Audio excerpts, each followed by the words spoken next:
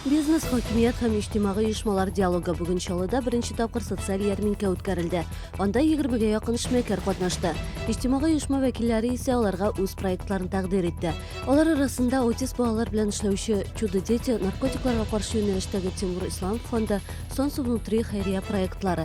Иҗтимагый оешма вәкилләре әлеге ярминкә ярдәмендә үз проектларын тормышка ашыруга эшмәкәрләрне җәлеп итәргә тели. Мәктәпләрне кабул итү комиссияләре тикшерә. Комиссия составында янгын күзәтчелеге инспекторлары да эшли. Белем бирү учреждениеларында күп кенә кагыйдәләр үтәлми диялар. Бүген комиссия 38-нче мәктәптә эшләде. Инспекторлар әйтүенчә, бирдә эвакуация вакытында чыгу юллары тиешле таләпләргә туры килми. Идәннәргә линолеум төшәлгән. Гәрчә бу тыелса да, 1 сентябрьгә кадәр мәктәп җитәкчелеге хаталарны төзәтергә тиеш. Ким дигәндә атнага 2 тапкыр шәһәр проспектларына юл приставлары рейдка чыга. Алар әҗәтләре булган машина хуҗаларын туктата. Шәһәрдәшләр арасында хәтта 24 миллион сумлык бурычларын түләмәүчеләр дә бар. Суд приставлары белән берлектә рейдка юл хәрәкәте иминлеге инспекторлары да чыкты. Бурычлылар әҗәтләрнең яртысын урында ук түләргә тиеш.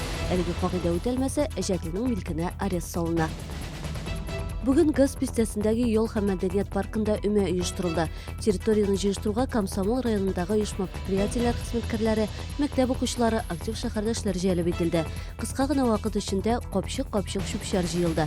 Парк территориясе 30 гектарны тәшкил итә. Аның 4 гектары аттракционнар өлеше. Бу һәм башка хәбәрләр турында тулырак яңалыкларның кичке чыгарылышында ул 19:30 эфирга чыга.